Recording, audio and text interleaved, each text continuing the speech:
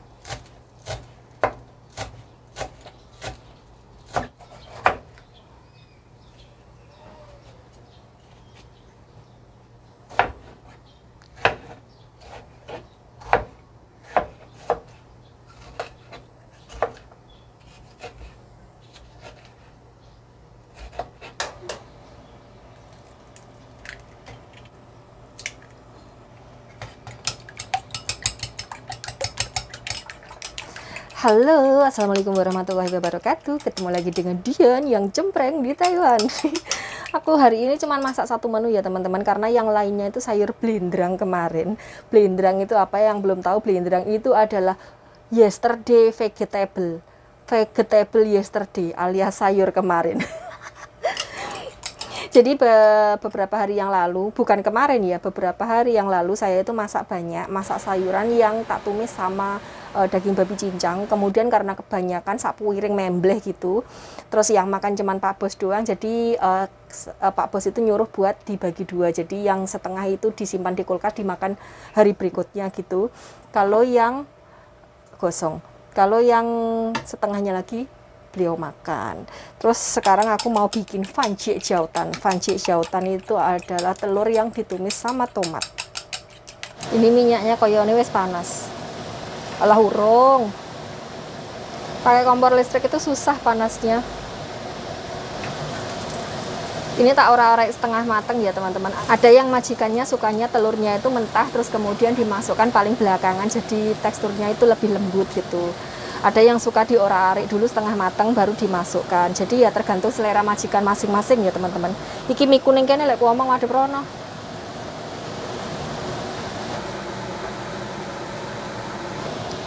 Ini aku masukin bawang ya.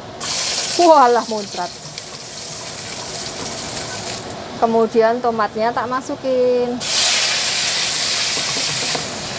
Terus tambahin sedikit air, sedikit saja. Kalau banyak-banyak nanti ngelangi tomatnya. Ngelangi itu berenang ya. Udah gini aja dimasak sampai empuk. Kalau sudah empuk baru dimasukin telurnya. Jangan lupa dioyak-oyak atraksi. Siapa tahu numplek. Ini tomatnya kira-kira sudah empuk ya. Ini tadi sudah tak kasih garam, cuman belum tak video. Jadi bumbunya cuman garam. Kalau yang suka bisa ditambahin sedikit gula, tapi Pak Bos tidak suka, jadi ya tidak usah. Sekarang telurnya tak cemplungkan. Jangan lupa diaduk-aduk ben rata. Pak Bos itu lebih suka telur yang diorak-arik gini karena telurnya itu teksturnya sak nok-nok loh, gede-gede, besar-besar. Kalau dimasukkan pas mentah itu telurnya itu jadi kayak piye ya, terlalu lembut, terlalu lembek loh. Jadi boys, pokoknya gitulah, susah menjelaskannya ke kalian. Saya nggak bisa ngomong bahasa Indonesia dengan baik dan benar. Terakhir masukkan daun bawang.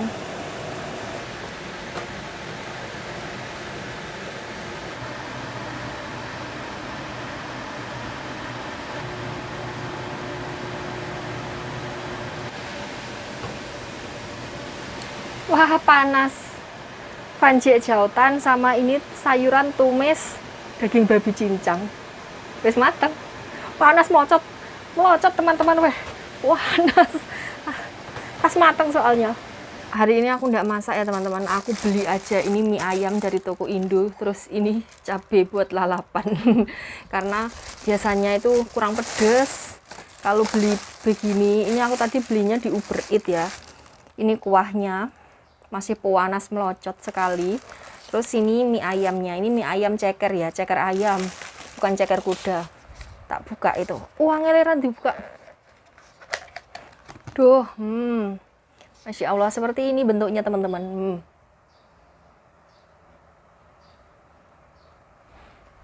Ini tadi harganya 150 NT atau sekitar Rp75.000.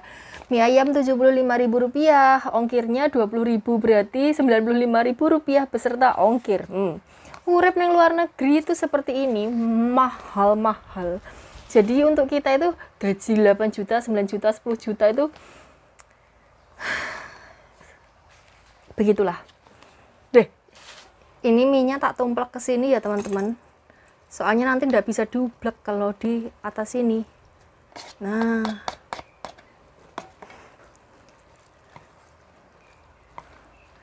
ini dagingnya, Masya Allah, dagingnya banyak banget. Ini kuahnya, Bismillah.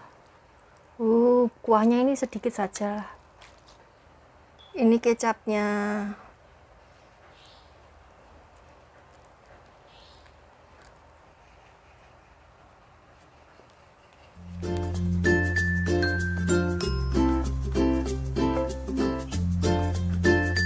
Ini cabenya tak sisih nih dhisik.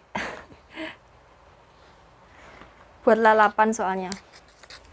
Mari kita ublek.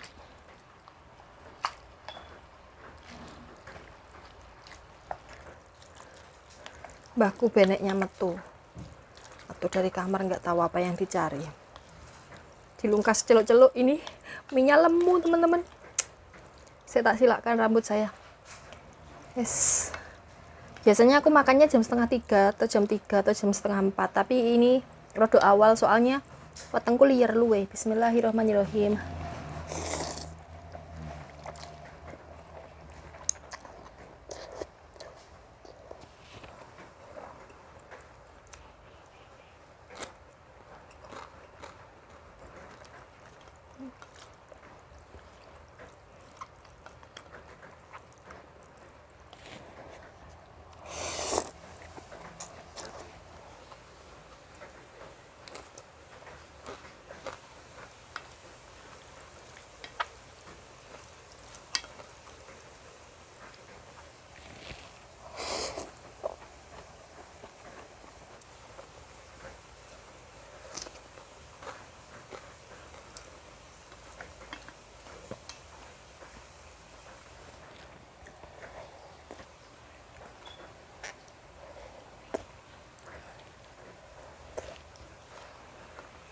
Panas.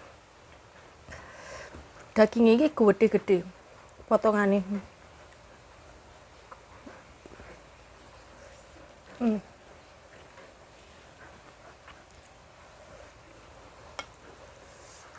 Pedas.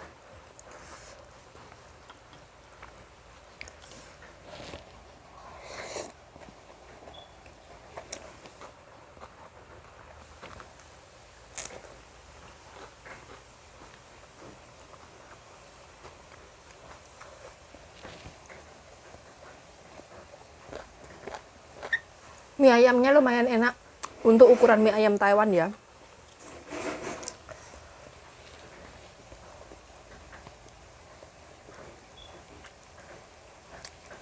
Langsung gerah.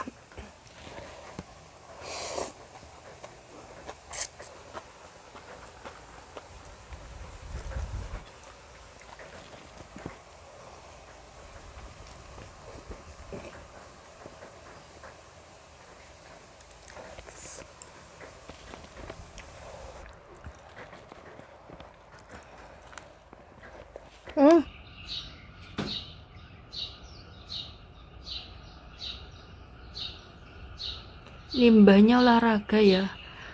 2 hari ini mendung terus. 2 hari kemarin panas terus, lagi mau mendung terus. Mau baca koran, lampunya suruh ngempakkan siang-siang. Apa ya ketoro? Lera mbahku apa enak ini? Yo kan culewa.好一点，好一点，好一点，好一点，这个字就看清楚了嘛。 Oh, 现在以后就是这样子嘛，哦， oh, 要拿个这个垫子，hmm, 这个垫子， oh, 谢谢你。 Bu Keci. Sekarang jam 3 sore ya teman-teman. Aku barusan nemenin Simbah makan, jadi Simbah baru selesai makan. Beliau itu makannya itu sekarang itu kayak nggak nafsu makan gitu loh. Jadi biasanya itu makan antara jam 1 sampai jam 2. Jadi jam 2 ini pun makan harus dipaksa. Jadi kalau nggak dipaksa beliau nggak mau makan, katanya nggak selera makan, nggak nafsu makan. Terus akhir-akhir ini beliau tuh juga sering marah-marah. Pokoknya jarak gitu loh. Bahasa Jawanya itu jarak. Intinya itu mancing emosi kita yang muda-muda ini. Jadi kayak mancing emosi saya, mancing emosinya anaknya gitu. Ada aja perkaranya itu, ada aja. Misal kayak aku sudah nyiapin minum ya, air minum itu air hangat gitu kan. Setiap kali di kamarnya itu kan pas tak siapin air minum hangat. Jadi kalau sewaktu-waktu sih mbahnya ngelak itu mau minum ada gitu. Itu sudah tak siapkan, tak cepakkan di depannya. Di depannya alah paling jaraknya cuma 1 kilan gini dari beliau, tempat beliau itu. Itu juga teriak-teriak manggil saya, katanya minta minum lah. Padahal kan minumnya kan di situ kan, tinggal jupuk adek. Gitu wak ceguk. Nah, langsung lebu gulu, watangnya warek, terus nggak ngelak lagi kan gitu. Logikanya seperti itu ya. Nanti jiko minum celeguk gitu udah selesai. Harusnya seperti itu. Tapi ndak, beliau itu manggil saya, minta minum lah, kan minumnya di situ, Mbak. Aku kan bilang gitu. Beliau itu maunya saya yang ngambilin terus diminumkan beliau, kayak gimana yo? Pokok iki yes, intinya lah jarak gitulah, jarak gitu. Padahal itu saya kan lagi masak, keadaan lagi masak, dan masak kan nggak bisa ditinggal, apalagi kalau goreng-goreng gitu. Sebentar ditinggal kan kemanjon masakannya. Jadi sebentar-bentar ditinggal itu kemanjon itu kayak mateng nggak mateng, mentah nggak mentah gitu loh. Jadi antara tengah-tengahnya, jadi nggak enak dimakan malahan kalau kemanjon itu. Bahasa Indonesianya apa saya kurang tahu. Tapi ya piye namanya juga di sini kerja, yang dijaga yang utama itu pasiennya ya. Jadi ya harus mau tidak mau ya tetap ditinggal kerjaan yang lainnya. Jadi tinggal ngurusin simbahnya itu tadi, dan itu pun setelah diambilkan minum itu nesu teman-teman, wis ngamuk-ngamuk gitu. Tapi ya saya cuma bisa diem salah. Katanya dijak ngomong orang tua kok cuma diem aja, nggak ngajeni orang tua gitu, katakanlah seperti itu, nggak menghargai orang tua, dijajak ngomong kok diem aja. Nah kalau dijawab katanya bantah aja. Nah kalau ditinggal ngalih katanya ya ndak sopan, ada orang tua bicara kok ditinggal ngalih. Jadi serba salah saya itu. Tapi pagi ini sampai sore ini alhamdulillah beliau itu rodok slow down, jadi anteng gitu loh, anteng, nggak marah-marah. Hari ini tuh beliau alhamdulillah nggak marah-marah pagi sampai sore ini, tapi nanti malam dia nggak tahu. Jadi pagi sampai sore ini alhamdulillah beliau nggak marah-marah. Kalau minta apa-apa itu juga kalem, nggak bentak-bentak, nggak melotot-melotot lagi. Jadi entahlah. Kalau tadi aku sempat curhat sama temanku, katanya itu mbah mungkin nyedeki gitu, weh iki omongannya nerunyam. Kan dia dulu juga pernah jaga kakek selama 6 tahun, sampai si yang dijaga ini, pasiennya ini meninggal gitu. Katanya itu ya gitu, waktu sudah mendekati itu kurang beberapa bulan gitu ya, isinya itu jarak aja sama yang sehat, isinya itu jarak aja, mancing emosi kayak gitu. Terus nafsu makan juga menurun, malah nggak mau makan sama sekali. Alah meden-medeni ini mbahku karena korontil ini, paling bukan karena itu. Wes aku sedekah wegah ngrungokkan kanca saya ngomong, karena ya mbahnya kan kondisinya sedang tidak fit toh, ya walaupun sudah negatif tapi kan beliau cara Jawane pemulihan gitu loh. Jadi ya wes saya anggap seperti itu. Jadi kan emang kalau orang sakit itu memang nafsu makan kan otomatis berkurang tuh. Saya menganggapnya demikian. Oh ya teman-teman, banyak yang berkomentar gimana caranya bisa kerja di Thailand. Untuk teman-teman tak sarankan ya, saya kan sudah ada di sini. Tak sarankan sekarang formal itu pabrik, panti jompo, terus dan lain sebagainya. Yang paling mahal itu pabrik. Kalau panti jompo itu masih murah. Terus untuk pertanian sama konstruksi itu biayanya juga murah sih. Yang paling mahal itu di pabrik. Aku dengar-dengar itu ada yang 82 juta, 85 juta, ada yang 90-an sampai ada yang 100 lebih. Ya Allah, uang segitu banyaknya buat apa? Kalau cuma buat berangkat ke Taiwan mending dibuat modal usaha. Mending buat modal usaha, apalagi sampai ngedel-ngedel lemah. Ya Allah. Ya kalau dapat di sini dapat pabrik yang bagus, kalau dapat pabriknya yang jelek terus nggak ada lemburannya, itu emang tanah bisa kembali lagi, bisa kebeli lagi? Enggak, karena tanah itu tiap tahun naik. Lah iso tuh kalau berangkat ke mana-mana itu jangan sampai adel-adel tanah, soalnya belum tentu nanti kita kerja di sini selama 3 tahun satu kontrak itu bisa kebeli itu tanah, belum tentu. Soalnya apa, di sini itu sekarang susah, nggak kayak dulu. Taiwan itu nggak kayak dulu teman-teman. Kalau mau berangkat ke luar negeri mending, kalau cowok-cowok lah ya, kalau cowok-cowok mending ke Korea aja, kalau cewek-cewek mending ke negara lain aja.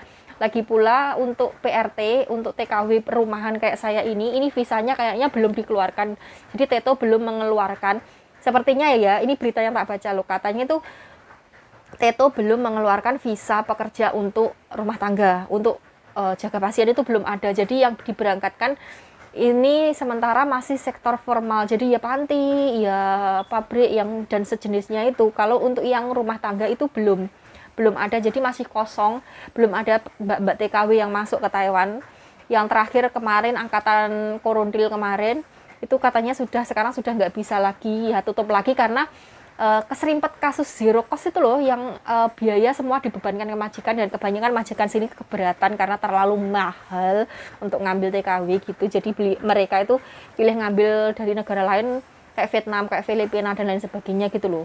Jadi untuk Indonesia itu sementara ditutup. Kalau teman-teman mau bekerja ke luar negeri, kalau mau cepetan terbang, itu mending ke negara lain kayak Singapura, kayak gitulah. Kalau Hong Kong saya kurang tahu sekarang kayak gimana kondisinya. Tapi beberapa waktu yang lalu katanya Hong Kong itu juga susah terbang karena ya kasus koronil di sana juga tinggi. Kalau sekarang mungkin sudah slow down kali ya.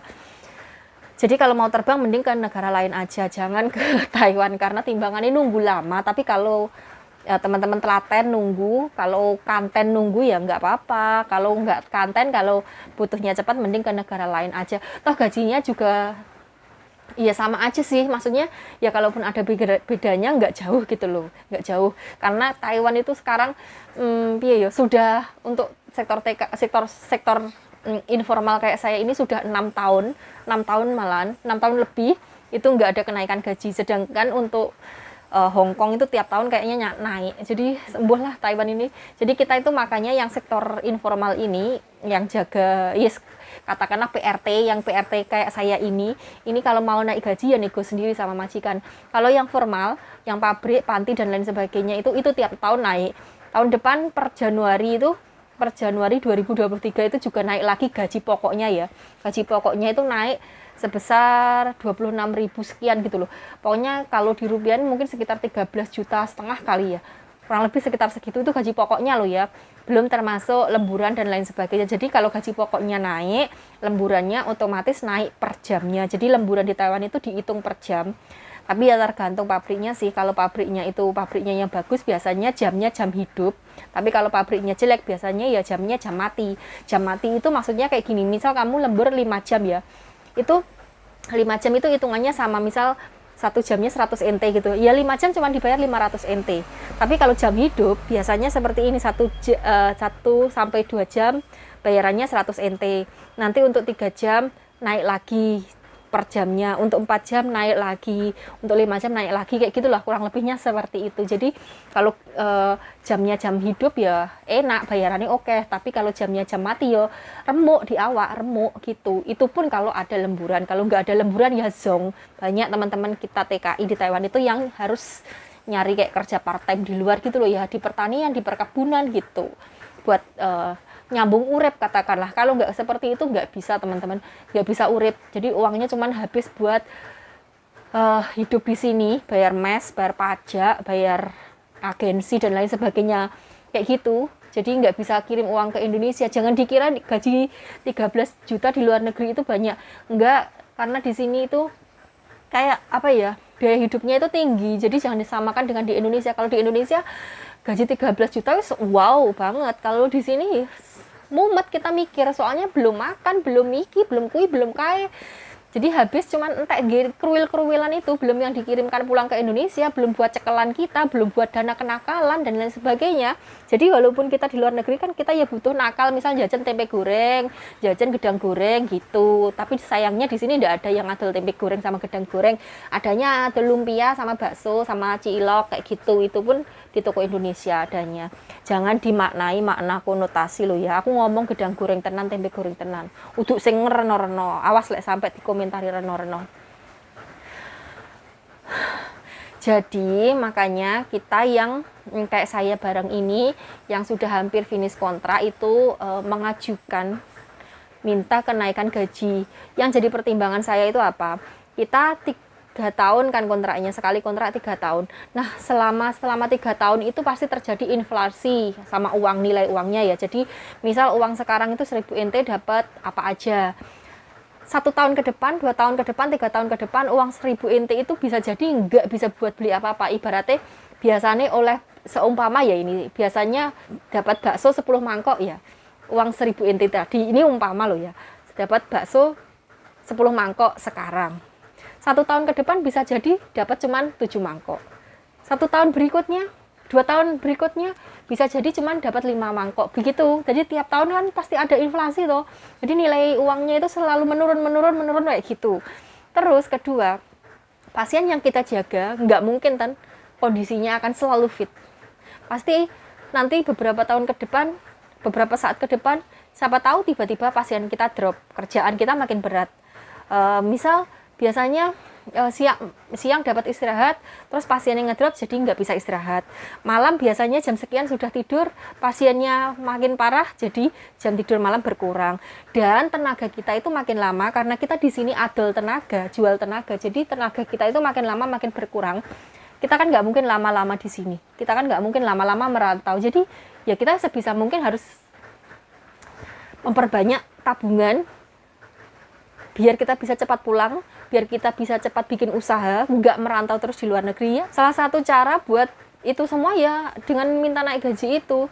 Terus lagi, kebanyakan di sini kita itu makan beli sendiri. Kenapa? Karena makanan yang disediakan majikan terkadang kita tidak cukup. Karena kita kerjanya pakai tenaga, dan makanan orang sini itu rata-rata nasinya dikit, sayurnya banyak. Dan ya karena kita itu pembantu di sini ya, kadang-kadang ya bagiannya cuman sak jumput gitu, ora warak, cuman moncat di perut, jadi terpaksa buat maraki itu kita beli sendiri. Lah kalau kita nggak minta naik gaji kita tetap segitu aja. Sekarang kita bisa nabung ibaratnya ini ya, seumpama 5 juta per bulan. Tahun depan turun jadi 4 juta per bulan. Tahun depannya turun jadi 2 juta per bulan. Karena uangnya kena inflasi itu tadi, harga barang-barang kan semakin naik. Jadi biasanya ibaratnya seumpamanya 5.000 cukup untuk sebulan, terus tahun berikutnya jadi nggak cukup, tahun berikutnya lagi tambah nggak cukup lagi, kan seperti itu.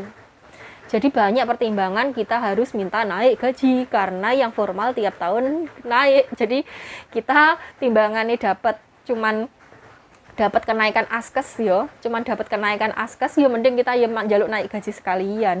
Apalagi sekarang nggak ada PRT yang masuk ke Taiwan, jadi permintaan banyak, barangnya sedikit. Kesempatan ya, ini cuman contoh ya teman-teman, karena beda orang itu beda pemikiran, beda kepala sudah beda pemikiran. Ini pemikiran saya, belum tentu cocok ke teman-teman semua ya. Siapa tahu ini bisa jadi pertimbangan untuk teman-teman yang sudah mau habis kontraknya dan maju mundur, mau minta naik gaji apa enggak ya. Bisa jadi sekarang pekerjaannya enak, pasien yang dijaga enak, kerjaannya banyak, duduknya ibaratnya. Tapi beberapa waktu kemudian, beberapa bulan kemudian, kita nggak tahu, gitu. Seperti yang tak bilang tadi. Oke, sampai di sini dulu ngoceh saya. Saya sudah kesel, lambe saya sudah muntuk, saya sudah ngelak. Ini rasanya kudu watuk-watuk, walaupun saya sudah negatif, tapi watuknya itu nggak mau hilang. Jadi harus sebentar-sebentar minum. Ini tadi aku hari ini sudah hampir habis 2 botol. Ini botol ke-3, tapi nggak bek. Karena kalau bek-bek itu dibuat minum itu muncrat kemana-mana. Oke, sampai ketemu di lain waktu. Terima kasih. Wassalamualaikum warahmatullahi wabarakatuh.